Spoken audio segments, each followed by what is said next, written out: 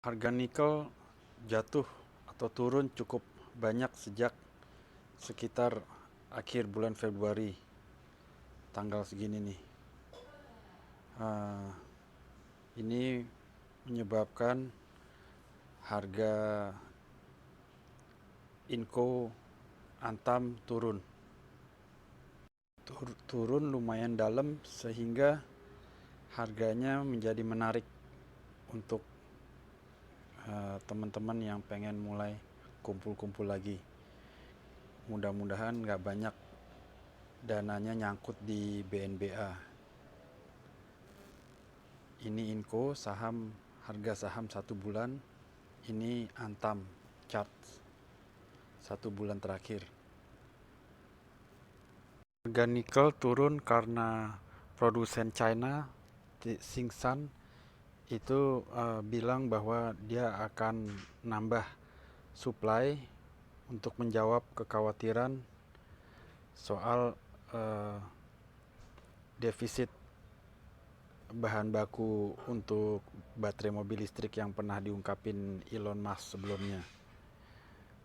Tesla bilang bahwa Tsingshan bilang, Tsingshan itu dia produsen besi baja terbesar di dunia, bilang akan segera supply nickel matte lebih banyak lagi ke produsen baterai China supaya bisa ekspansi dia punya investasi tambang nikel di Indonesia. Nickel matte itu produk untuk bahan baku bikin baterai mobil listrik. Tapi baru aja kemarin BHP kasih pernyataan yang isinya kurang lebih mengcounter Tsingshan bahwa produksi nikel itu butuh naik 4 kali lipat untuk memenuhi forecast demand, permintaan yang diperkirakan untuk mobil listrik dan mobil hybrid. Jadi mereka bilang bahwa begitu juga untuk koper perlu tumbuh secara eksponensially untuk memenuhi demand untuk sektor renewable ini. Nah, dia dalam rangka mengatakan itu dalam rangka dia mau eksplorasi lebih banyak lagi untuk metal itu. Dia mau kerjasama dengan ini nih, perusahaan ini. Dia mau undertake nickel exploration di daerah provinsi ini, Quebec. Sebelum ini bisa jalan, nikelnya ya akan dari Antam, dari Inco.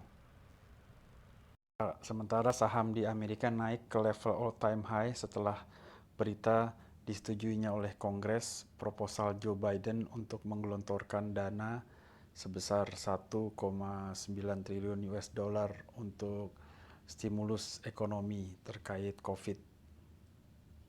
Apakah udah saatnya masuk lagi ke saham Antam atau saham Inco? Yang kabarnya berita positif lainnya adalah dia akan membagikan dividen untuk pertama kalinya setelah beberapa tahun tidak memberikan dividen. Walaupun saham-saham nikel play ini, saham-saham nikel lebih dipengaruhi oleh harga nikel dunia daripada soal pembagian dividen.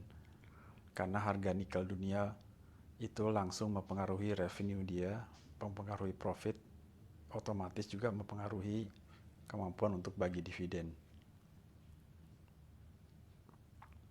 Antam positifnya adalah perusahaan-perusahaan baterai, Tsingshan, Kettle, Tsingshan untuk sisi bahan baku nikel untuk bikin baterainya. Kalau Kettle yang bikin baterai, dia suppliernya Tesla. Itu kerjasama di Indonesia B2B-nya dengan Antam. Tapi dibandingin Inco, Antam sisi good corporate governance masih jauh, masih di bawah Inco. Apakah saatnya masuk Antam Inco hari ini? Silakan masing-masing menentukan sendiri. Terima kasih.